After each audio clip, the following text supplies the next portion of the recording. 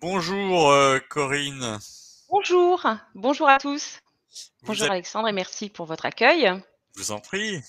Donc on est parti pour environ 1 heure avec quelques petites questions qu'on se posera peut-être à un moment ou à un autre au fur et à mesure. Et puis on a un sondage aussi et on pourra utiliser le chat dans un autre temps. Je vous laisse les clés du camion ou presque, Corinne. Et Allez, on embarque, c'est parti. c'est On met parti tout le monde pour dans le 1 heure. bus. On y va. Alors, écoutez, merci Alexandre. Merci à toutes et tous d'être là. Bienvenue. Je me présente donc Corinne Houillet. Je suis sophrologue. Tout à l'heure, Alexandre disait psychologue. Je suis sophrologue à Béthune, dans les Hauts-de-France. Et je suis ravie de vous retrouver pour ce premier rendez-vous du cycle de webinaire de la Mutuelle des métiers de la justice et de la sécurité. L'objectif pour la MMJ, c'est d'assurer une fois de plus sa mission de prévention de santé. Et donc, je vais vous présenter le cycle dans sa globalité pour vous permettre d'identifier le fil conducteur qui a été défini pour cette démarche. Donc, cet hiver, faites décoller votre capital bien-être. C'est un programme en 3 webinaires qui va proposer de prendre le contre-pied, on va dire, de la saison d'hiver en devenant acteur de votre bien-être. C'est un peu comme des leviers. C'est 3 rendez-vous qui vont vous aider à faire émerger la meilleure version de vous-même. L'idée, c'est de démarrer l'année 2022 de façon super positive. Alors, si, hop, je vous présente la première diapo, elle fait apparaître les trois thèmes. Ce premier rendez-vous aujourd'hui, il a pour titre être l'acteur, le créateur de votre bien-être. Il sera question d'identifier que si on n'a pas la main sur les éléments extérieurs, sur la météo, sur le temps qui passe, on a en revanche le pouvoir d'agir sur des choses très précises, des détails, mais qui vont faire toute la différence. On va se conditionner dans le positif, cultiver des plaisirs simples du quotidien, prendre soin de son environnement. Ça va être donc une séquence pour donner des clés qui rendent acteur d'une vie, on verra ce que ça veut dire tout à l'heure, d'une vie hugue à souhait. La semaine prochaine, on sera avec Guillaume pour ce deuxième rendez-vous, un rendez-vous pour bouger. Guillaume, il est préparateur physique. Et donc, si vous manquez d'idées pour rester actif, il va vous proposer des exercices simples, accessibles à tous, partout d'ailleurs, pour garder la forme, entretenir une belle vitalité pendant les mois plus froids d'hiver. Ce sera aussi l'occasion de vous parler de votre nerf vague. On va aborder un sujet qu'on n'aborde pas forcément. Le nerf, c'est le nerf le plus long du corps humain. Bien que ce soit un nerf qui appartienne à notre système nerveux autonome, on verra qu'on peut activer, qu'on peut stimuler notre nerf vague pour optimiser les fonctions de notre organisme. Et puis, on terminera le cycle avec une thématique ô combien importante pour booster votre système immunitaire. Donc, si la nature, elle a déjà tout prévu, hein, on ne sait pas forcément toujours bien l'utiliser. Prévenir, c'est optimiser les ressources, donc c'est optimiser notre immunité pour être prêt à affronter cette belle saison d'hiver. Ce sera sur des conseils avisés de Claire, qui est naturopathe, et pour vous aider à adopter les bons réflexes, des réflexes d'une alimentation adaptée à la saison. On aura des conseils pour une meilleure résistance. Tout ce qui permet de maintenir à la fois notre équilibre émotionnel, qui est essentiel finalement à notre équilibre global. Donc c'est un cycle qui se veut très pratique et accessible. Je vous propose du coup de vous installer confortablement pour démarrer notre premier sujet. Vous êtes le créateur de votre bien-être. Alors concrètement, heu, passer, l'hiver, on va dire en mode, winter power, ça va impliquer de regarder l'hiver d'un œil neuf, de reconsidérer nos a priori pour voir, que cette saison, elle a aussi de bonnes choses et de belles choses à nous offrir. Ça va être aussi et surtout le moment de redevenir acteur de notre bien-être.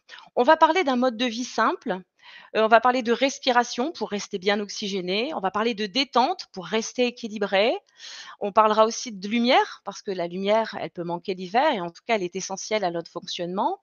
Puis on terminera par des petites activités, des rituels qui nous aident à garder la forme. Alors c'est vrai, l'hiver, c'est pas la saison l'automne d'ailleurs non plus, hein. L'automne et l'hiver, ces 2 saisons-là, sont pas forcément des saisons qui ont vraiment la cote. Si on regarde cette phrase: «S'il n'y avait pas d'hiver, le printemps ne serait pas si agréable. Si nous ne goûtions pas à l'adversité, la réussite ne serait pas tant appréciée». Cette phrase, je trouve qu'elle résume assez bien l'idée de ce thème aujourd'hui, parce que c'est finalement vrai pour beaucoup de choses dans la vie. Si tout était facile, je pense que rien n'aurait de saveur. Les saisons, elles donnent du relief au temps qui passe et c'est ça qui nous aide à apprécier les moments où, finalement la nature, elle redevient plus douce avec nous. Alors pour commencer ce webinaire, le thème d'aujourd'hui, je voudrais commencer par vous présenter 2 personnes.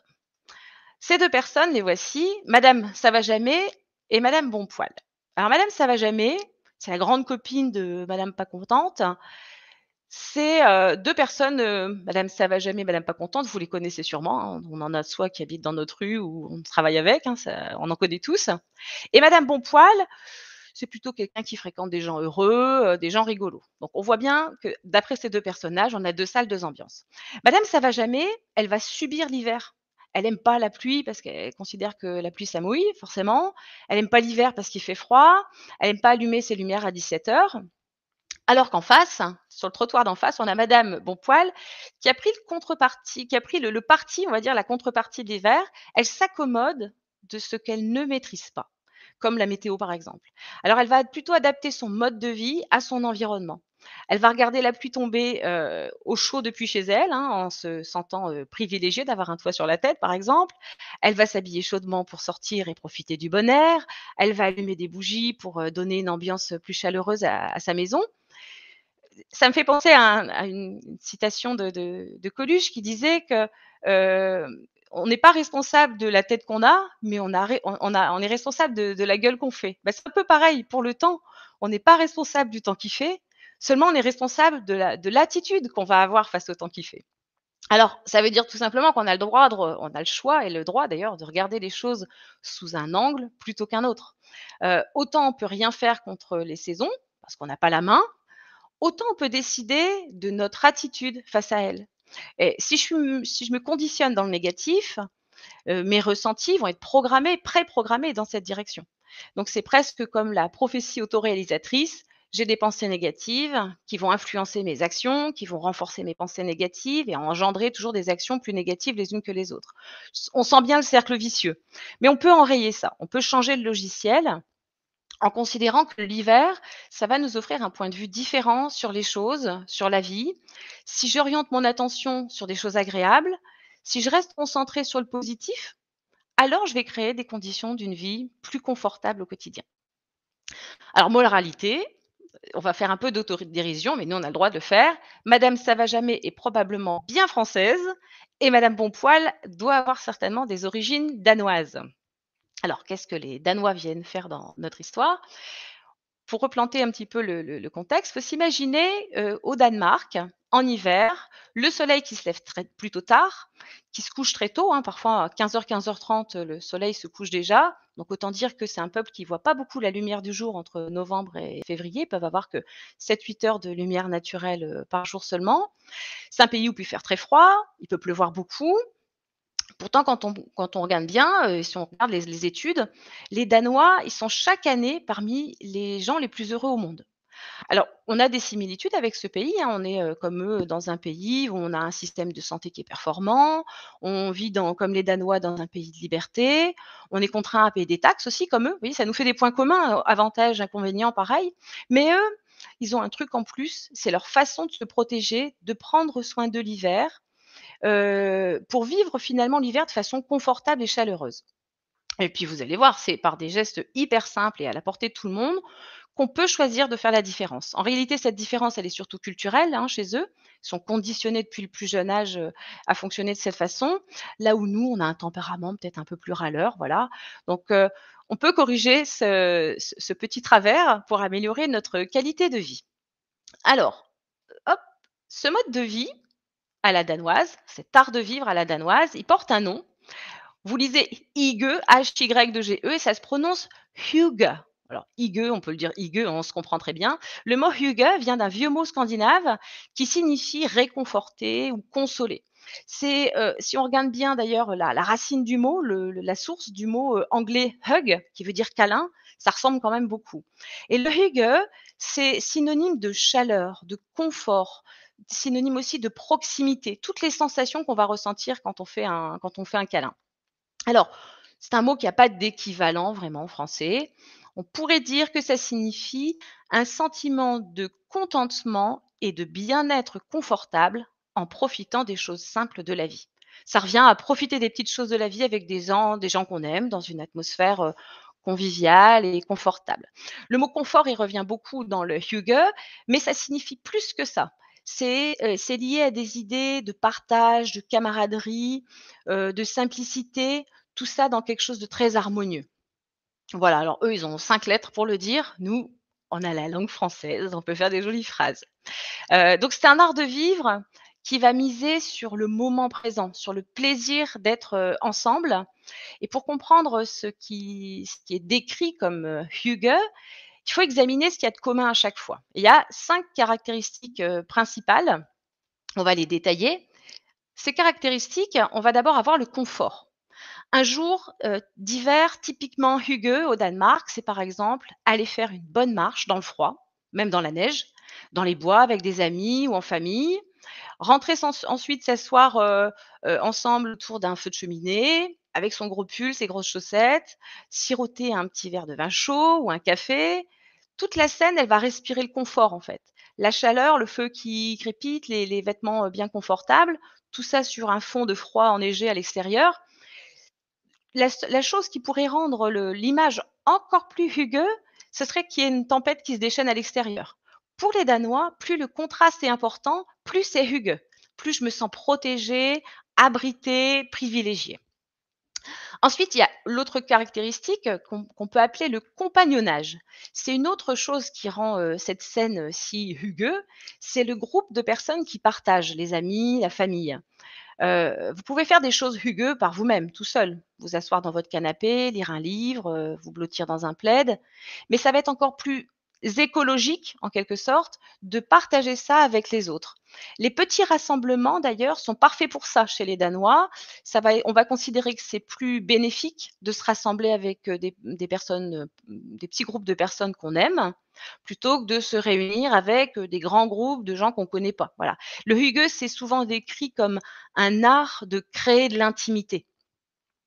Hem, Après, il y a la détente. La notion de détente, ça ne veut pas dire rester assis sans bouger, sans rien faire. Ça va être, par exemple, une promenade, aller se balader dans les bois, un jour d'hiver, encore plus avec un groupe d'amis, encore une fois. Ça peut être très rugueux, mais il faut que ce soit une promenade de détente. Faire de l'exercice, c'est bien. On verra la semaine prochaine, c'est génial. Mais pas là, en fait, pas précisément pendant cette balade. Ici, toute suggestion de précipitation, d'empressement, ça viendrait gâcher l'ambiance de détente.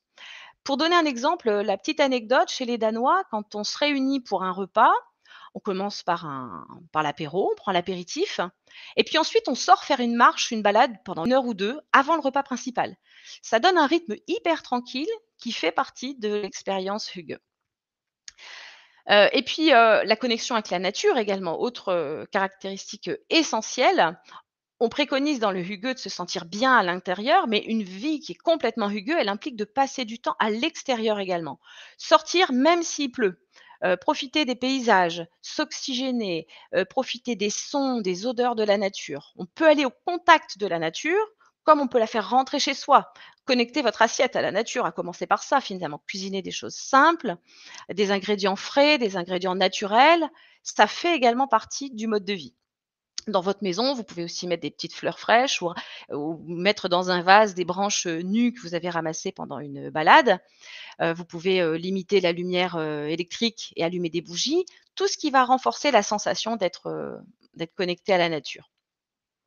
Et puis pour terminer, il n'y a pas de hygge sans simplicité. Le hygge, ça consiste à apprécier les choses simples de la vie sans chercher le sensationnel finalement. Il faut être capable non seulement d'être présent, mais de l'apprécier ce présent. Pouvoir, par exemple, boire son petit café du matin en peignoir, assis devant sa fenêtre ouverte, ou bien sur sa terrasse ou sur son balcon, écouter le chant des oiseaux, ça c'est hygge. À l'inverse, vous courez au Starbucks boire votre café en allant travailler, en écoutant la musique et en consultant votre compte Facebook sur votre téléphone. Voilà, ça c'est pas hygge du tout. Donc vraiment la simplicité, c'est presque c'est un des mots d'ordre de ce mode de vie. Alors concrètement, comment ça se joue le mode de vie hygge? Hop, je passe ici. Voici des petits exemples, des pistes que comme vous l'aurez compris, hein, c'est un mouvement de simplicité, ça c'est juste des choses qui visent à ralentir, à embrasser la nature, à passer plus de temps avec les proches. C'est être bien dans la saison, en étant bien dans sa maison aussi. Beaucoup de choses finalement, vous allez voir qu'on peut faire sans dépenser d'argent d'ailleurs, hein. C'est vraiment des choses simples de la vie. Alors allumer quelques bougies. Le moyen le plus simple de créer une atmosphère, hygge-liche, si on veut dire ça même, carrément, c'est d'utiliser des bougies. Assurez-vous simplement de les utiliser de façon sécure, hein, de pas laisser de bougies allumées, sans surveillance et petite, attention quand même, faites attention si vous utilisez des bougies parfumées, pensez à aérer, les pièces pour renouveler l'air, de la maison parce qu'il y a certains parfums, de bougies parfumées qui pourraient polluer l'air intérieur de votre maison, ce serait dommage, hein, c'est pas le but du tout. Ensuite, pour être, hygge, vous allez pouvoir, allumer un feu. Si la flamme d'une petite bougie dans la maison, ça offre déjà un effet, chaleureux, le feu de cheminée, il est encore plus efficace pour, créer cet effet, cocon. Alors si vous n'avez pas la chance d'avoir une cheminée, petite astuce, vous pouvez, diffuser sur votre écran de télé, l'image une vidéo d'un feu un feu de cheminée crépitant, vous sentez pas la chaleur évidemment, mais vous pouvez voir, ces flammes qui bougent et vous pouvez entendre le bruit. Il y a des vidéos gratuites sur, YouTube qui peuvent durer des heures en fait, hein, plusieurs heures et vous mettez ça sur votre écran, ça participe à créer, cette atmosphère. Ensuite, pour se sentir vraiment rugueux, il faut enfiler quelque chose de confortable. Un vêtement facile, un vêtement confortable, un pull en laine, une polaire, le vieux sweat ample que vous avez depuis des années, des grosses chaussettes. Tout ça, c'est des choix classiques pour l'hiver. Ça va vous garder au chaud. C'est donc ça qui est essentiel, hein, pour le confort. On est d'accord, c'est une tenue que vous pourriez pas forcément porter à l'extérieur, en public, hein. Mais c'est ça qui fait que ça rend cette tenue si confortable. Et je dirais que ça ajoute quelque chose, ça va matérialiser la différence entre l'intérieur et l'extérieur. Quand vous vous débarrassez des vêtements que vous avez portés toute la journée au travail, vous débarrassez en même temps de la charge de stress et des problèmes que vous avez rencontrés au travail.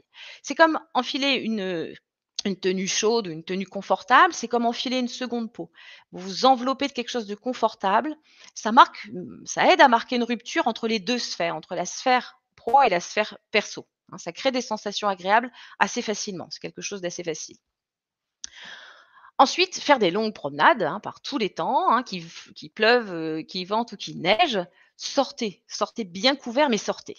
Le fait de marcher, ça sera particulièrement bénéfique, encore plus si vous faites avec des personnes, hein, pour avoir l'occasion de discuter, de profiter, de la compagnie des autres. Mais même une promenade tout seul avec, votre chien, par exemple, ça va être un moyen de vous rapprocher de la nature et de faire une petite pause dans un emploi du temps, souvent chargé, hein.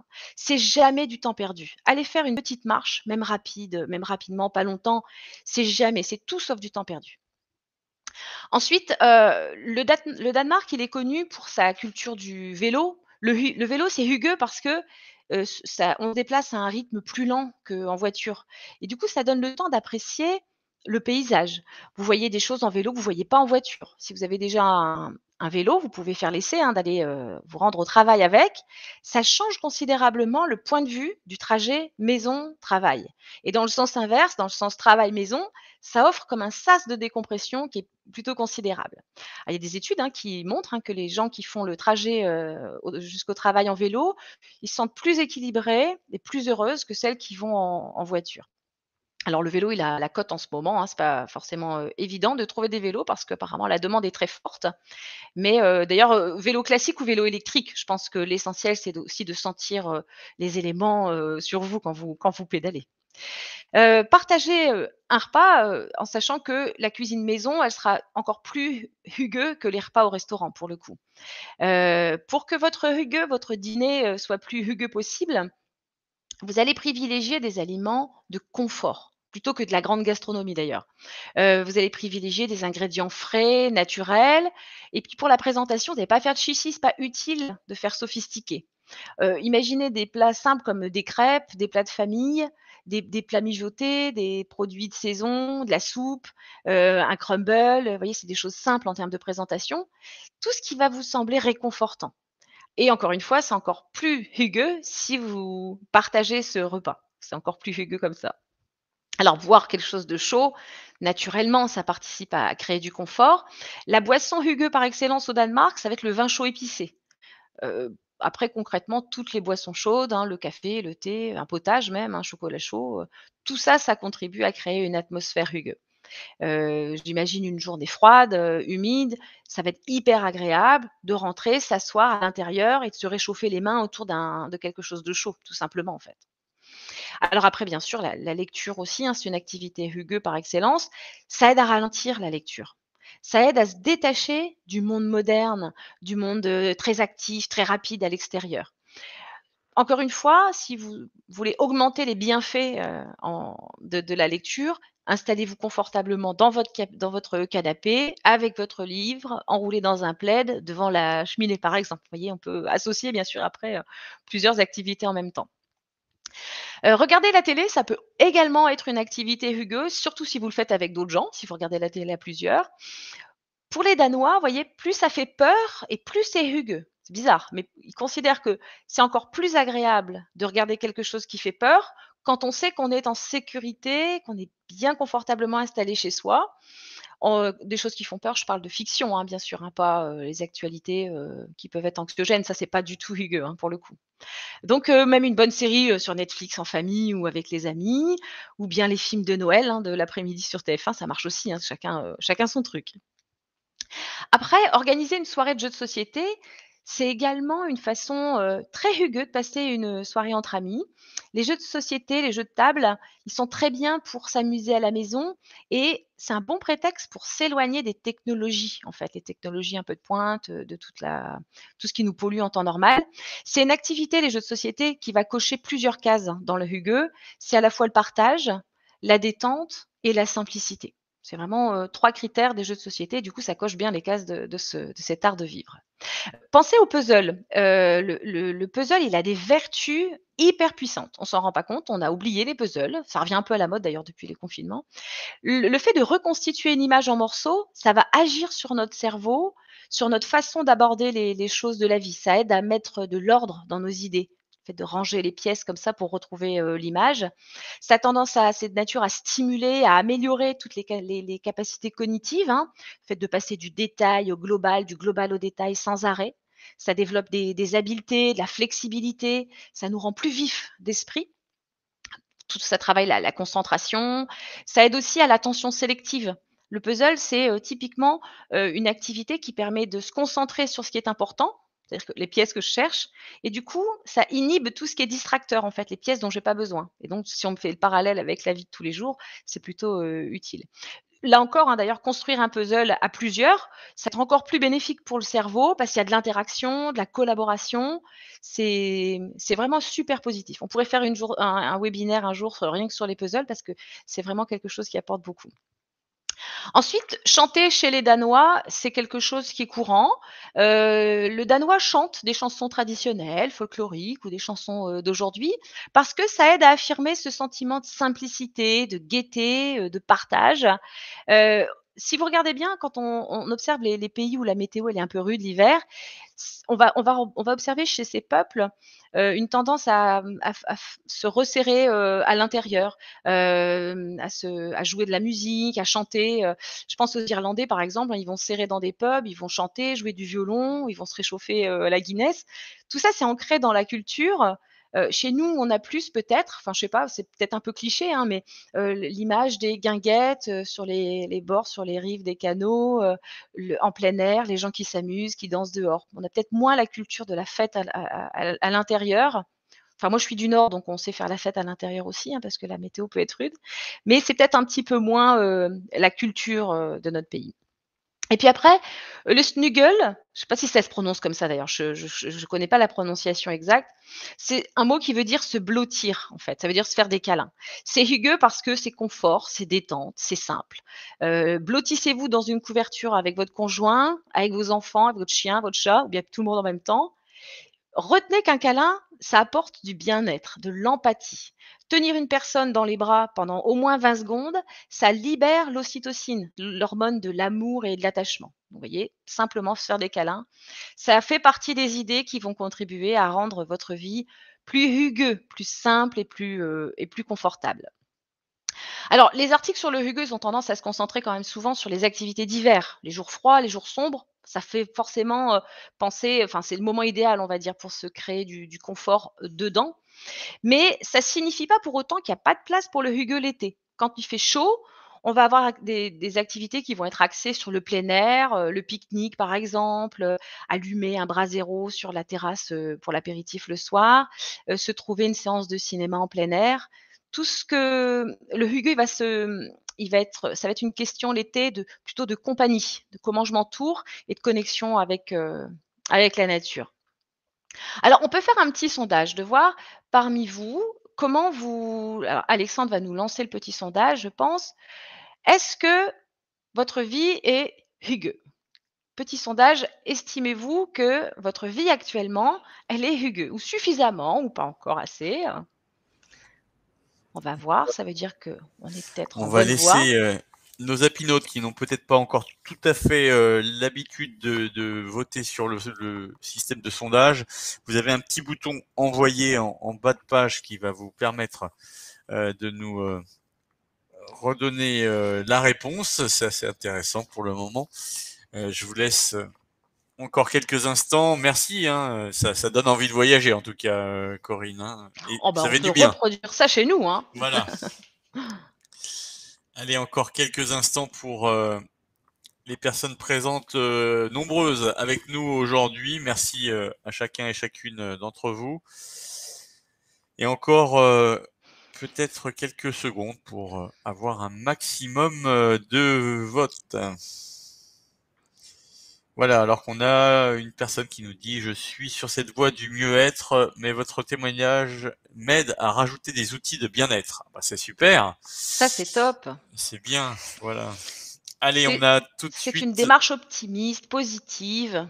On voilà. crée ces conditions-là, en fait. C'est ça, faut toujours se rappeler qu'on peut créer ces conditions-là. Je suis ravie de vous lire Cathy 445. Voilà. Et je vous laisse, prendre connaissance tous et toutes. On a 49% de non, mais on a quand même, 40% de oui. Donc c'est bien, en tout cas, on peut Alors du avoir coup, ça veut dire que soit on a des gènes danois pour certains, soit, ben, il y a voilà, la voie est libre, il y a plus qu'à finalement. voilà. Donc, dans les 2 cas, c'est pas gênant, tout est à faire ou alors à poursuivre, à améliorer. Bon, bah, c'est Bien. positif. Super. Alors, si on continue, on va se dire que maintenant, on peut augmenter notre pouvoir d'action, donc être plus acteur, plus créateur de notre bien-être encore.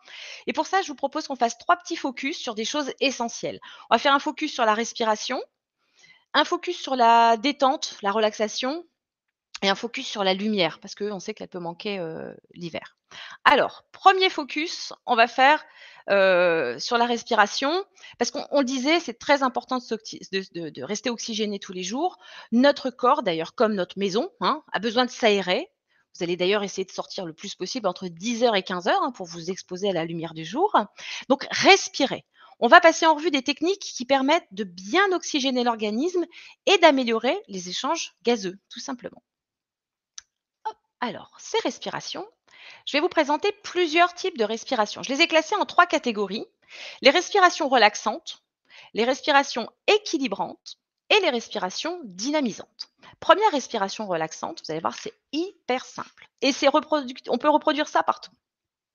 La respiration 3-3-12. Vous allez inspirer en comptant jusque 3, bloquer la respiration en comptant jusque 3 et souffler ensuite longtemps en comptant jusque 12. Vous soufflez comme si vous soufflez dans une paille. Plus l'expire est long, plus il va vous permettre de chasser les tensions, de chasser les pensées parasites, plus vous allez sentir la pression diminuer et le calme revenir. Alors, pensez à bien écarter les épaules pour ouvrir la cage thoracique. Dans l'idéal, faites cette respiration pendant 5-10 minutes, par exemple, les yeux fermés. Et les yeux fermés, visualisez quelque chose de blanc. Une matière, un paysage, enneigé, peu importe. Le blanc, c'est quelque chose qui aide à purifier les pensées, ça apaise le corps et ça fait, en quelque sorte, on peut dire, ça fait refroidir le mental. Donc très simple, j'inspire sur 3, je bloque sur 3 et je souffle doucement sur 12. Alors 12, c'est long, hein. Si à 10, il y a plus d'air, c'est pas grave, on arrête, on reprend une respiration naturelle et on enchaîne à nouveau avec un cycle 3, 3, 12. On peut faire ça pendant 5 minutes, par exemple. L'autre respiration qui est très relaxante aussi, ça va être la respiration parapluie. Représentez-vous votre cage thoracique comme un parapluie fermé, un parapluie aplati, que vous allez déplier. Vous allez ouvrir le parapluie pour gagner en confort physique et en confort émotionnel. Imaginez que vous ouvrez donc la cage thoracique, vous voyez les côtes qui s'ouvrent. Vous pouvez d'ailleurs même accompagner le mouvement de la respiration par vos bras, comme si vos bras c'était les baleines, hein, du parapluie qui s'ouvrent. Vous inspirez doucement, vous faites rentrer l'air dans vos poumons. Et en inspirant doucement, vous essayez de diriger l'air d'ailleurs vers vos organes. Vous voyez, vous visualisez les yeux fermés, l'air qui va vers les côtes, vers le foie, vers l'estomac, juste mettre comme si l'air se dirigeait aussi jusque dans votre dos, dans vos reins. Vous faites ensuite une courte rétention d'air, hein, une apnée pleine de 2 ou 3 secondes. Et ensuite, tout doucement, vous soufflez en laissant vos bras redescendre le long du corps à l'expire. Vous allez vider l'air complètement jusqu'à ce que votre ventre même se creuse pour aller vraiment jusqu'au bout. Et ça a même un effet de massage sur le plan sur les viscères, vous voyez? C'est un massage viscéral en même temps. Donc vous visualisez ce parapluie, vous l'ouvrez pleinement, vous ouvrez les côtes et ensuite vous soufflez doucement en laissant redescendre. Hyper facile à faire et surtout, hyper relaxant, hyper apaisant. Faites ça encore les yeux fermés pour visualiser l'ouverture et la fermeture de la cage thoracique. 2 respirations faciles à faire pour vous relaxer. Ensuite, si on parle de respiration, équilibrante, on va parler de cohérence cardiaque. La cohérence cardiaque, elle joue un rôle plutôt de régulateur, de régulation. C'est vous redevenez le chef d'orchestre, en quelque sorte, c'est vous qui donnez la mesure. Il faut bien imaginer que le cœur avec ses 40 000 neurones, hein, puis c'est un réseau complexe, hein, de très dense de neurotransmetteurs, le cœur, il a cette capacité de communiquer directement avec le cerveau. Donc, en agissant sur notre rythme cardiaque, via la respiration tout simplement, on a la possibilité d'envoyer des messages positifs au cerveau. C'est une technique qui va aider à diminuer la pression artérielle, qui va faire ralentir forcément le rythme cardiaque, ça va réguler la température du corps, ça va équilibrer le système endocrinien, etc. Vous voyez, c'est une technique, si elle est pratiquée de façon régulière, ça va avoir des effets rapides et considérables sur le corps comme sur le mental d'ailleurs. Il y a 2 façons de faire de pratiquer la cohérence cardiaque. Ça va être la respiration carrée. Vous inspirez en comptant jusque 4. Vous bloquez poumon plein en comptant jusque 4. Vous soufflez sur 4 et ensuite vous bloquez à nouveau poumon vide sur 4. Vous voyez, vous visualisez un carré et vous enchaînez les cycles pendant plusieurs minutes. C'est vraiment un rythme régulier qui va participer à synchroniser toutes les fonctions de votre organisme. Ça, c'est la première façon de le faire. On peut faire ça de façon très ponctuelle. Mais il y a aussi l'autre méthode qui est plus une méthode de fond. Parce qu'on va voir que dans sa description, la méthode du 365, ça veut dire 3 fois par jour, vous effectuez 6 respirations par minute pendant 5 minutes. 365, c'est le moyen de retenir. Alors, ça peut être le matin au réveil pour vous conditionner positivement pour la journée. Je dirais que c'est la séance la plus importante parce que c'est vraiment celle qui vous conditionne pour le reste de la journée. Vous allez pouvoir faire ça par exemple aussi avant ou après le déjeuner. Ça va améliorer la digestion, ça va faciliter la digestion. Et puis vous allez faire ça le soir, la troisième fois, pour apaiser vos pensées, par exemple au moment du coucher. Donc 6 respirations par minute, ça veut dire que vous inspirez sur 5 secondes et vous expirez sur 5 secondes. Tout ça pendant 5 minutes. C'est une vraie discipline, c'est un travail de fond, hein. Mais les effets, là encore, sur l'organisme, ils sont vraiment mesurables à court terme et à moyen terme. Dans les 4 heures qui suivent, ça fait baisser l'hormone du stress. Ça augmente une hormone qui fait ralentir le vieillissement. Ça va augmenter aussi vos défenses immunitaires. Ça augmente l'ocytocine, l'hormone de l'attachement dont on parlait tout à l'heure. Ça augmente aussi les ondes alpha de votre cerveau, ce qui favorise la mémoire, l'apprentissage, la communication, la coordination, etc. Donc on voit que dans les 4 heures, ça a un effet vraiment bénéfique. Mais tout ça répété de façon très régulière, ça va avoir des effets à plus long terme et même à moyen terme, dans les 10 jours qui suivent. Si vous pratiquez ça de façon très régulière, ça fait baisser la tension, ça diminue le risque cardiovasculaire, ça diminue aussi les problèmes de glycémie, ça régule la glycémie, ça améliore la récupération, la concentration, la mémoire. Enfin voilà, il y a plein de. Ça augmente notre tolérance à la douleur aussi, par exemple. Ça réduit aussi les maladies asthmatiques, les maladies inflammatoires. Ça a vraiment des effets hyper simples, enfin hyper positifs, grâce à quelque chose finalement à la base qui est très simple. Ça me fait penser que c'est Thomas Edison qui dit qu'un jour, le médecin du futur, il donnera plus de médicaments. Il va former ses patients à prendre soin d'eux, à prendre soin de leur corps, à leur façon de se nourrir. Il va les former à la prévention de la maladie. Clairement, la cohérence cardiaque, on est là-dedans, quoi. C'est vraiment une méthode simple de respiration pour améliorer sa santé. Et puis le dernier type de respiration que vous allez pouvoir faire, c'est la respiration dynamisante. Parfois, tout simplement, on manque de vitalité. Voilà, on peut sentir une petite baisse de motivation, besoin d'un petit coup de pouce des fois pour passer à l'action. Ça va forcément être plus tonique ici, mais ça va être tout aussi simple pour le coup. Vous allez vous installer plutôt debout, par exemple, debout, la tête alignée dans le prolongement de votre colonne vertébrale, les épaules basses bien relâchées. Vous allez inspirer sur 5 temps. Je dis 5 temps parce que ce n'est pas forcément 5 secondes. Vous inspirez sur 5 et vous expulsez sur 3 temps. Mais vous pouvez le faire aussi de façon plus tonique encore. J'inspire sur 5 et j'expulse très bref pour augmenter ce pouvoir dynamisant. Donc selon les besoins, selon ce que vous ressentez et si vous écoutez vos ressentis, si vous écoutez votre corps, vous voyez qu'il y a plusieurs façons d'utiliser la respiration. Alors, l'hiver, ça va être aussi le moment de réfléchir à la détente. On l'a dit tout à l'heure, on va faire un deuxième focus sur le fait de ralentir, parce que la nature, elle ralentit l'hiver. Et c'est important de suivre ce rythme de la nature, de s'accorder du temps de repos pendant l'hiver. Alors, avoir des nuits bien récupératrices, pouvoir faire des siestes aussi, des petites siestes relaxantes, c'est extrêmement important parce que c'est ça qui va optimiser notre morale, notre équilibre. Alors, le deuxième focus, il présente des exercices pour favoriser des réflexes de détente qui vont être nécessaires, par exemple, à l'endormissement ou qui vont favoriser un sommeil de meilleure qualité. Pour ça, je vous expliquerai tout à l'heure où retrouver toutes les ressources parce que finalement, je parle de respiration, etc. Là, je vais vous parler d'exercices de relaxation dynamique, de détente en pleine conscience. Je vous explique à la fin du webinaire où retrouver tout ça après cette séquence. Alors, le premier exercice, je vais mettre un petit peu on peut faire peut-être, Alexandre, comme vous aviez fait juste avant, plutôt un gros plan pour voir le mouvement. Je ne sais pas si là, vous allez me voir suffisamment, ça me paraît bien. Le premier exercice, ça va être le pompage des épaules.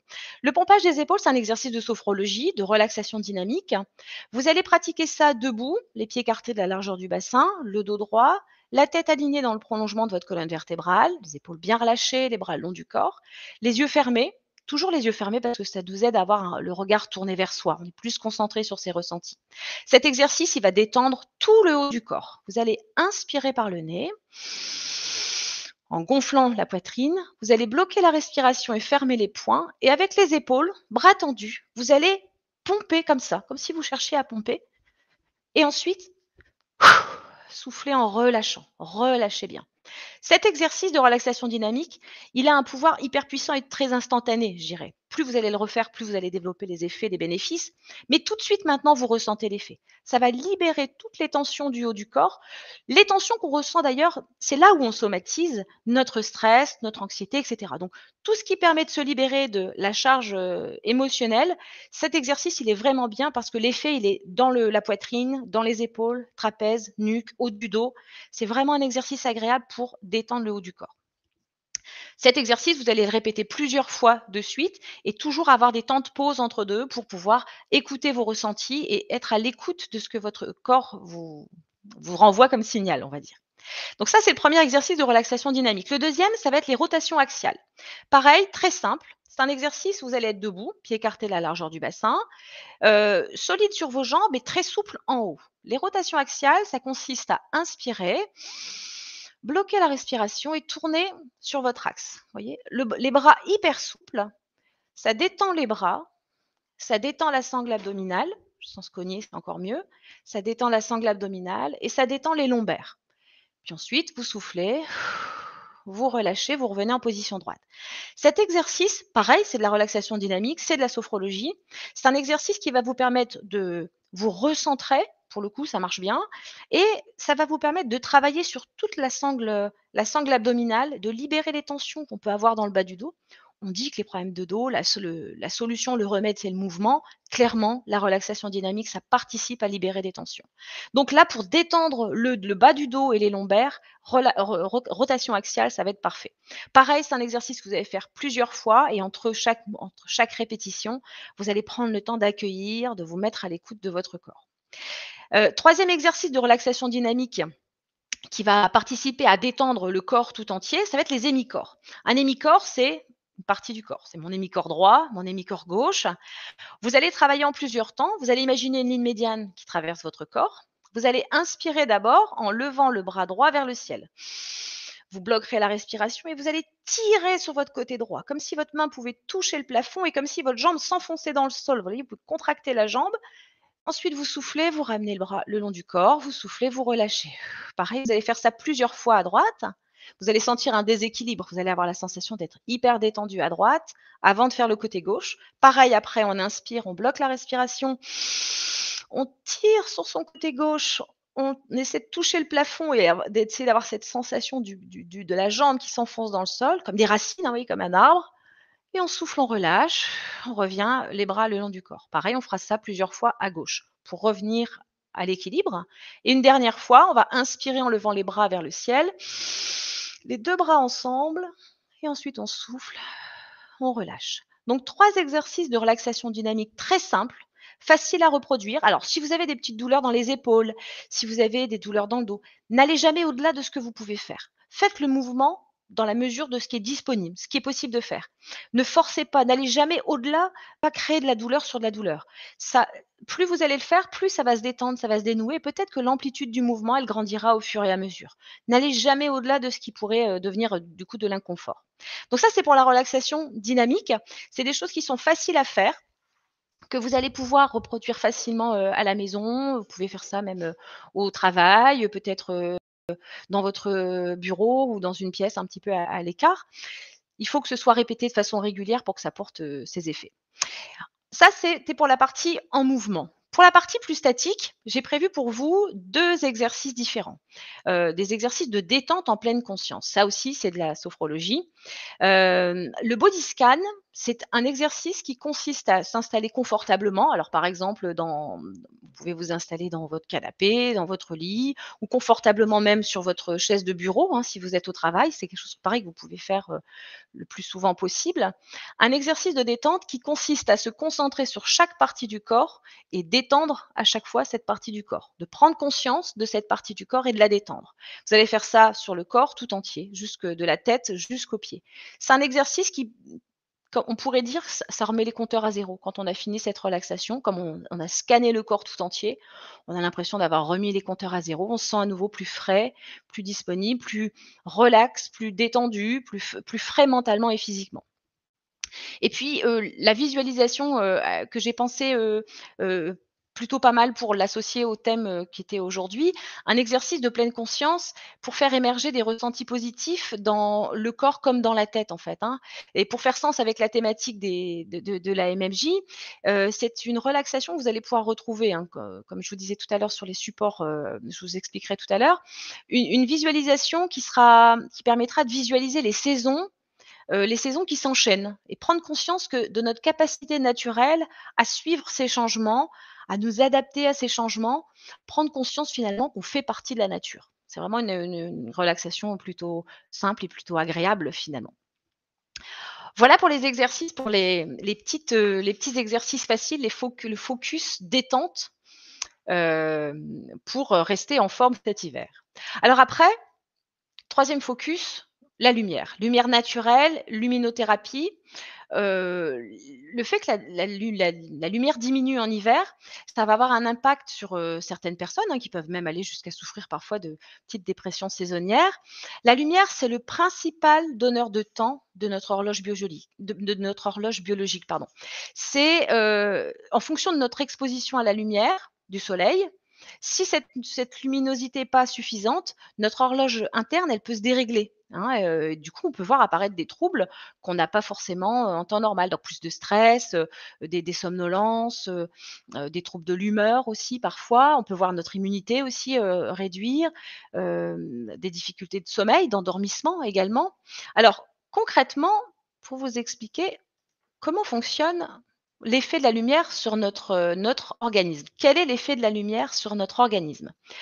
Si on regarde bien le petit schéma, on voit que l'œil va capter la lumière par la rétine. La rétine capte la lumière et l'information, elle est transmise au cerveau. Et le cerveau bloque à ce moment-là la sécrétion de mélatonine. La mélatonine, c'est l'hormone du sommeil. Donc, si l'hormone du sommeil est bloquée, on est en éveil. Notre horloge interne, elle va se réguler grâce à la quantité et au degré de lumière auquel on est exposé. Donc, concrètement, la lumière naturelle, elle bloque la mélatonine. Ça veut dire que par manque d'exposition à la lumière, elle peut être sécrétée de façon anormale pendant la journée. La lumière, elle augmente le niveau de dopamine et le niveau de sérotonine, hein, dans notre corps. Donc on voit bien que si la lumière n'est pas là en quantité suffisante, notre organisme peut fonctionner moins bien. On peut, on on peut avoir des troubles apparaître, on peut voir des troubles apparaître rien que parce qu'on n'est pas suffisamment, exposé à la lumière. Alors, qu'il fasse beau ou pas, on s'efforce de mettre son nez dehors, hein, mais on se couvre bien, mais on sait que notre corps en a besoin. Alors, du coup, on parlait de luminothérapie tout à l'heure. Avoir recours à la luminothérapie, ça va permettre de pallier à ça, de maintenir ou retrouver l'énergie et le bon moral, en fait, on va dire, en agissant du coup sur notre système endocrinien. Comme ce sont nos hormones, hein, qui sont sensibles à ça, c'est ce qui va permettre de réguler le taux de certaines hormones. Donc, une exposition quotidienne à la luminothérapie, ça va du coup améliorer l'humeur, le sommeil, ça va, diminuer le risque de dépression, ça va réduire la fatigue également. On peut imaginer faire des séances de luminothérapie chez soi, à domicile ou bien, dans un institut. Il y a des instituts, spécifiques pour ça. Si vous faites chez vous, imaginez que les séances, ça dure 30 minutes. Si vous avez un appareil assez puissant, hein, de 10 000 lux, vous pouvez faire des séances de 30 minutes. Plus l'appareil est faible en termes d'intensité lumineuse, plus les séances seront longues. Vous voyez, à titre de comparaison, 10 000 lux, 30 minutes, 2 500 lux, il faudra des séances de 2 heures pour commencer à avoir des effets. D'ailleurs, des effets que vous pouvez ressentir au bout de 2 semaines déjà, hein. L'amélioration, elle se fait sentir, au bout de 2 semaines. Et ça, vous pouvez le faire ça tout l'hiver. C'est des séances des cures de lumière qui peuvent durer tout l'hiver. Naturellement, on va faire ça le matin, entre 7 heures et 9 heures le matin. Le soir, on va forcément, ne jamais, on va proscrire ça le soir. C'est pas du tout une activité du soir. La lumière, on doit la prendre le matin de 7 heures à 9 heures pour, favoriser la régulation de notre horloge, interne. Alors, quels sont les critères? Les critères pour, choisir sa lampe, parce que finalement, on trouve un petit peu de tout dans le commerce, hein. Il y en a chez Darty, chez Boulanger, sur Amazon, chez Nature et Découverte. Juste faire attention à certains, critères. On voit que, par exemple, que le dispositif, il peut se trouver de 2 façons. Vous avez deux photos sur la diapo, soit, un écran, hein, ce qu'on appelle une light box ou bien des lunettes. Les lunettes, c'est plus mobile, hein, mais il faut que cette lumière blanche, elle soit au minimum de 10 000 lux si vous voulez vraiment avoir de l'efficacité. Ces lampes, on appelle ça les lux, hein, l'indicateur, l'unité, la mesure, hein, pour faire votre choix. Alors ensuite, il faudrait que cette, lampe, elle contienne un filtre à UV, hein, pas avoir de rayons infrarouges. C'est encore mieux si le dispositif, il est enrichi en longueur d'onde bleue, hein. Partez avec, une référence de 480 nanomètres, c'est la référence sur laquelle vous pouvez vous baser. Une surface éclairante minimum, pareil, 75 centimètres carrés, c'est la surface qui est préconisée au minimum. Heu, On se positionne devant cette lampe à une distance de 30 à 45 centimètres. La lampe, elle doit être face à vous, mais vous ne devez pas fixer la lumière, hein. Par contre, vos yeux sont ouverts. C'est nécessaire d'avoir les yeux ouverts, évidemment. Donc, vous pouvez, par exemple, prendre votre petit déjeuner, faire un petit temps de lecture ou travailler si la lampe est sur votre bureau, par exemple, hein, ça fonctionne très bien. J'ai rajouté la certification CE médicale parce qu'en fait, à l'heure actuelle, la norme CE, c'est l'accréditation, hein, qui indique que c'est un dispositif médical. Ça doit être conforme et sans risque pour la santé. Les lampes de luminothérapie, elles doivent être certifiées sans danger photobiologique, hein. C'est une norme européenne. Il y a une des seules marques qui bénéficie de l'agrément médical, c'est la marque Devia, D-A-Y-V-I-A. Et c'est des appareils qu'on trouve même dans le en grande surface, enfin pas en grande surface, mais dans le commerce en général, commerce de détail.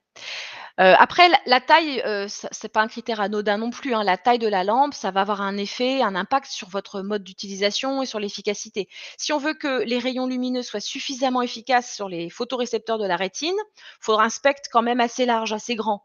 Donc un écran de lampe trop petit, ça va pas être efficace, ou alors il va falloir être à 20 centimètres de la lampe, c'est moins pertinent.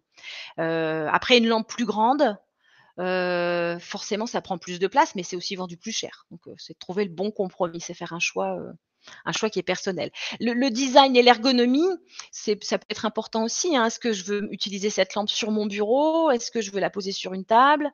Ça dépend de à quel moment, si vous voulez que ce soit sur la table du petit déjeuner, sur votre bureau. On sait qu'une lampe rectangulaire, ça va prendre moins de place qu'une lampe ovale ou ronde, par exemple. Il y a même des modèles muraux. On peut acheter aussi des modèles muraux plus puissants quand même, hein, qui se fixent au mur pour pouvoir profiter de la lumière tout en bougeant dans la pièce. Une lampe, en général, hein, de luminothérapie, ça coûte rarement en dessous de 80 € pour les plus petites. Puis après les plus grandes, les prix s'envolent. Moi j'ai vu ce que j'ai vu, c'est 280-300 €, hein, dans ces eaux-là. Voilà pour le choix d'une lampe, si vous deviez, vous orienter là-dessus. Est-ce que parmi vous d'ailleurs, si on fait un petit sondage comme ça, voir si vous répondez dans les commentaires, est-ce que vous avez déjà eu recours à la luminothérapie? Je vous laisse mettre vos petits commentaires. C'est pas quelque chose qui est forcément encore, très répandu, hein. Ouais, je vois plutôt du non, jamais. Après c'est un investissement, mais quand on est sensible, hein, tout le monde n'est pas aussi sensible que ça à la baisse de luminosité, hein. On peut, traverser ces saisons plus sombres, sans jamais avoir de problème, et si vous sentez que vous êtes sensible à cette, baisse de luminosité. Après oui, j'ai un réveil de luminothérapie. Il y a aussi des simulateurs d'aube qui sont bien aussi, qui sont pas mal. Il y a des produits dérivés, hein, autour de la luminothérapie, hein, finalement. Je préfère sortir dehors, je suis d'accord, c'est bien, c'est une bonne idée. Alors, les bons réflexes, quels sont les bons réflexes si on veut retenir, si on veut faire la synthèse de tout ça? Le matin, exposez-vous à la lumière du jour, même si le temps est couvert. Les rayons du soleil qui vont passer, hein, aussi discrets soient-ils, ils seront toujours plus puissants que ceux des lampes artificielles. Donc le matin, au maximum, mettez votre nez dehors. En journée, vous allez vous exposer à la lumière, autant que possible, la lumière du soleil, même près d'une fenêtre, vous voyez, une fenêtre ouverte ou derrière une fenêtre. Prenez le soleil quand il est là. Le moindre rayon est toujours bon, à prendre. Si vous êtes contraint de travailler beaucoup à l'intérieur, par exemple, les luminaires LED, ça fait davantage la part belle au spectre bleu, hein, et ça, c'est plutôt énergisant. Donc préférez les lumières LED à l'intérieur. Ensuite, 2 heures avant le coucher, vous allez privilégier des éclairages tamisés, pauvres en bleu par contre. Voyez, vous allez privilégier des lumières chaudes. Vous allez vous éloigner des écrans, ça bien sûr, on commence à le savoir maintenant. Et même si vous êtes contraint de regarder les écrans le soir, peut-être mettre des verres filtrants qui vont réduire les lumières bleues. Même si vous ne portez pas de lunettes, vous pouvez avoir des verres filtrants qui permettent de couper un petit peu, de pas absorber toute la lumière bleue de l'écran. Et puis la nuit, obscurité totale dans la chambre. Éteignez les veilleuses, éloignez les téléphones. Si vous devez vous lever la nuit, essayez d'avoir une lampe, que vous allumez, une petite veilleuse que vous allumeriez uniquement pour ça, un éclairage orangé, quelque chose de faible intensité qui va pas réactiver, qui va pas bloquer la sécrétion de mélatonine en pleine nuit. Donc, vous voyez, quand on regarde l'image, on voit que du matin jusqu'au soir, plus on avance, plus on est bien dans l'obscurité, parce que plus ça indique à notre horloge biologique qu'il est temps de rebasculer doucement vers le sommeil. C'est aussi simple que ça finalement. Alors, vous parlez maintenant une fois qu'on a ces bons réflexes, je vous propose quelques petits rituels détox psychiques. Parce que finalement, on peut faire des détox, on verra la détox avec, Claire d'ailleurs dans 15 jours, hein, quand on parlera naturo. On verra détente physique aussi avec, Guillaume, détox avec le mouvement. Vider la charge mentale. Par exemple, parce que on voit comme les arbres qui se libèrent, hein, de leurs feuilles, le fait de lâcher par écrit des choses qui vous encombrent. L'écriture, ça va être un miroir qui va aider à clarifier tout le bazar qu'on peut avoir dans la tête parfois. C'est la bonne saison pour le faire. C'est le moment, l'hiver, l'automne, l'hiver, c'est des saisons qui sont idéales pour faire le tri et se libérer de ce qui encombre, ce qui pollue votre mental. Clairement et simplement, vous prenez une feuille et puis vous laissez venir les mots, sans vous censurer, hein. Vous laissez, les choses arriver, cherchez pas à faire des belles phrases, des grandes phrases. Laissez venir les mots au hasard un petit peu, sans chercher non plus à structurer, à mettre de l'ordre dans vos idées. Vous posez ça ensuite et vous faites une petite pause. Vous fermez les yeux 2 minutes, vous faites une respiration par exemple, vous faites une petite respiration relaxante ou équilibrante et puis vous revenez, 2 minutes après, puis vous regardez à nouveau votre feuille et sans chercher à analyser surtout, hein, posez-vous simplement la question, répondez intérieurement à la question: «Qu'est-ce que j'ai voulu me faire passer comme message?» C'est une façon d'entrer en échange avec votre conscience finalement. C'est un exercice qui est simple. Écrivez, laissez venir tout ce qui pollue votre tête, la charge mentale. Faites une coupure, une pause, une relaxation et revenez ensuite devant votre feuille et essayez de comprendre, pourquoi je considère ça comme de la charge mentale. Pourquoi ça me pollue? Pourquoi ça m'encombre? Voilà, un exercice d'écriture très simple et très efficace. Ensuite, si on cherche à vider la charge mentale, un peu comme on vide la corbeille de notre ordinateur ou qu'on vide nos poubelles, hein, c'est vraiment l'idée, c'est ça aussi, hein. On va se pencher sur les émotions négatives. Digérer les émotions négatives. Au lieu de continuer à les ruminer, ruminer, ruminer, évacuez-les une bonne fois pour toutes. Là encore, vous allez pouvoir faire la liste de tout ce qui vous contrarie, des choses qui vous mettent en colère, ce qui vous rend triste et cetera. Tout ce que vous n'auriez peut-être pas exprimé d'ailleurs, tout ce qui vous est resté en travers de la gorge ou qui vous reste sur l'estomac. Vous voyez, c'est vraiment ça, c'est pas digéré. Vous notez tout ça, par écrit. Ensuite, vous pouvez d'ailleurs refaire également une petite relaxation entre 2. Puis ensuite vous revenez tranquillement sur chaque point de la liste en identifiant de façon très précise ce que vous avez ressenti pour chaque point en fait, pour chaque situation par exemple. Fermez les yeux à nouveau et faites un exercice de respiration pour digérer cet incident, pour vous en libérer. Alors, si vous faites par exemple une respiration relaxante, vous allez imaginer évacuer sur un expire long, évacuer les émotions négatives que vous n'auriez pas digérées jusque-là.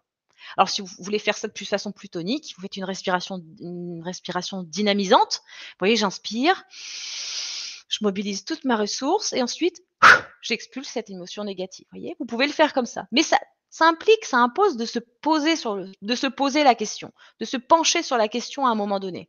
Je ne laisse pas ces émotions traîner ici et là et revenir régulièrement. L'information n'a pas été est traitée correctement. Finalement, ça revient régulièrement sur le devant de la scène et ça me pollue. Non, je fais ce travail de digestion pour me libérer en conscience, en fait, de ces choses-là. Ensuite, vous pouvez marcher avec vos yeux. Alors, comme vous allez beaucoup sortir marcher cet hiver, vous allez prendre l'air, je vous invite à sortir marcher, même pour faire le tour du pâté de maison, hein, et profitez pour marcher d'un pas, normal, hein, calme et pendant quelques minutes, pendant que vous marchez, vous vous concentrez sur votre respiration. Respiration calme, profonde, diaphragme bien relâché. Vous marchez, mais sans tourner la tête, uniquement en bougeant les yeux. Vous voyez, vous regardez les arbres, les buissons, vous essayez au maximum de faire bouger vos yeux plutôt que de faire bouger votre tête. Vous marchez, vous regardez autour de vous tous les détails, comme si vous redécouvriez à chaque fois l'endroit pour la première fois.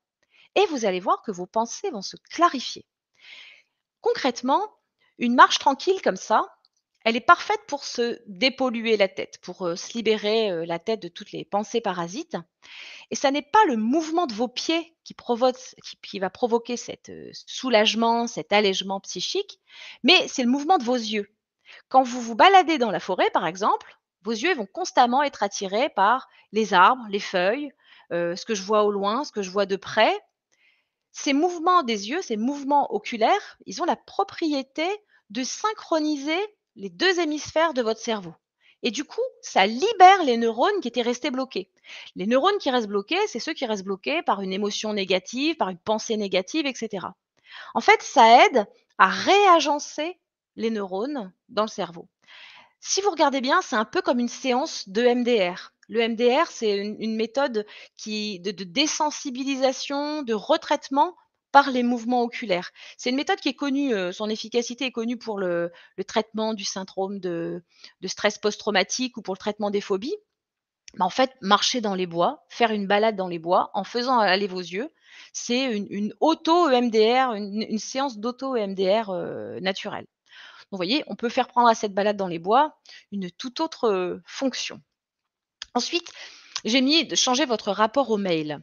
Alors c'est pas, on se dit: «Bah, vous ça vient faire quoi ici?» Parce qu'en fait, on le dit jamais assez, mais la détox psychique, c'est comment je quel c'est de quoi est fait mon mental, qu'est-ce que je laisse mon mental, de quoi je laisse mon mental se charger et on sait que les mails, c'est quelque chose qui a tendance à nous polluer quand même beaucoup. Alors, gérer plus sereinement votre rapport aux mails, ça va vous aider à être de bonne humeur parce qu'en fait, c'est ça qu'on va chercher, on va chercher à être de bonne humeur. Alors, par exemple, vous voyez, petite astuce, si vous faites des mails courts, eh ben, par mimétisme, vos correspondants, ils vont vous répondre sur le même modèle, ils vont faire des mails courts. Typiquement, le moyen de ne pas avoir des mails lourds, des choses pesantes à lire. Si vous écrivez le matin, vous aurez des réponses plus pertinentes, une meilleure efficacité dans vos mails parce que vos correspondants, ils vont répondre plus vite, par exemple, que si vous envoyez le message le soir. Pareil pour les messages qui sont envoyés la semaine, les réponses sont plus efficientes, en fait, que le week-end. C'est des choses, des habitudes de fonctionnement qui peuvent vous faire évoluer votre rapport aux mails. Et puis, petite chose que j'ai observée, une information que j'ai vue passer il y a pas longtemps, je me dis: «Bah, c'est l'occasion de le dire». Soyez indulgents avec les interlocuteurs plus âgés.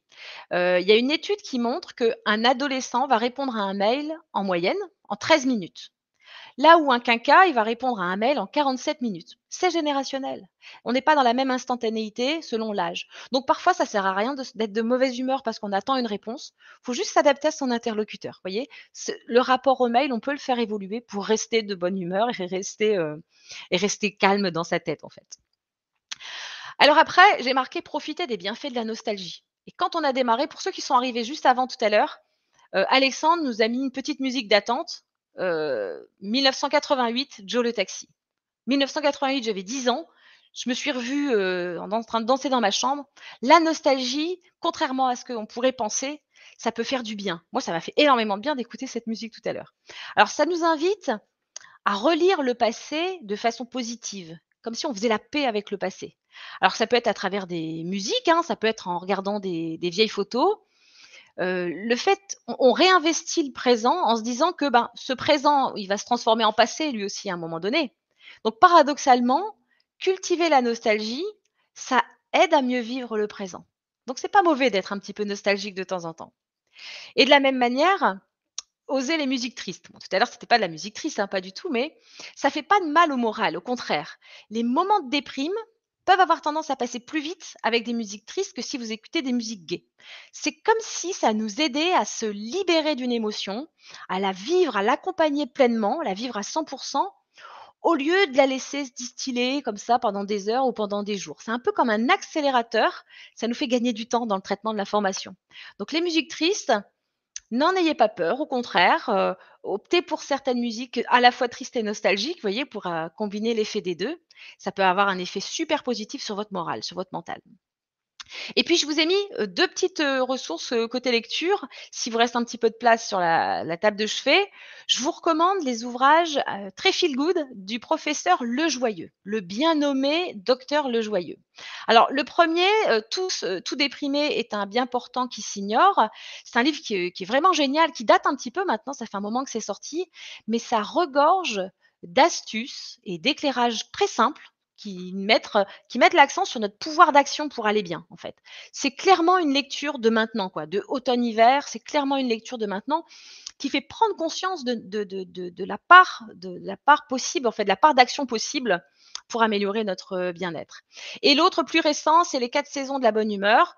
C'est vraiment pour faire le plein d'optimisme, le plein d'énergie. Ça propose des techniques qui vont tout doucement, en douceur, révolutionner la chimie de notre cerveau et puis l'état physiologique de notre corps, tout simplement. Donc c'est vraiment des techniques qui vont nous éloigner des états de déprime, qui vont augmenter notre résistance, améliorer notre santé et nous rendre plus heureux, tout simplement, probablement plus forts aussi, on pourrait dire.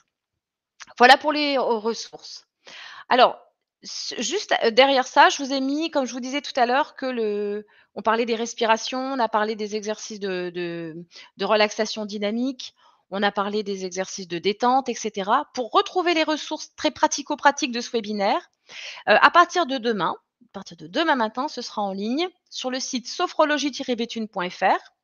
Vous trouverez en haut dans le menu une rubrique Sophro en ligne. Vous cliquez dessus, il y a le menu qui déroule, vous allez jusque programme MMJ. La page s'ouvre, il y aura au final les 3 webinaires, hein, vu que le cycle complet apparaîtra dedans. Le premier, ce sera donc « Je suis acteur de mon bien-être ». En cliquant dessus, ça va ouvrir une page qui nécessite un petit mot de passe, qui est là, MMJ 1121. Et à partir de là, vous pouvez pratiquer, mettre en œuvre tout ce qu'on a vu aujourd'hui de façon hyper simple, hyper facile. Voilà pour ce webinaire que j'ai pris beaucoup de plaisir à préparer pour vous. Merci pour votre attention. Ben voilà, merci beaucoup. Effectivement, quelques minutes de décalage, mais beaucoup sont restés avec nous. Merci à Corinne d'avoir pu vous donner autant de conseils. Je rappelle que on retrouvera sur Apivisio le mardi 23 la possibilité de retrouver donc Corinne pour un autre rendez-vous qui va tout de suite me revenir. Voilà, c'est « Et si on se bougeait ?» Et ça sera l'autre titre. C'est ça. Mardi prochain, on bouge et mardi suivant, donc le 23, on bouge et le 30, on stimule notre immunité, on booste notre système immunitaire. Voilà, super. Donc 2 belles suites avec vos contacts en plus. Merci bien sûr à la MMJ. Je me permets juste de lancer le sondage de satisfaction. Et puis on se dit à très vite, Corinne, pour d'autres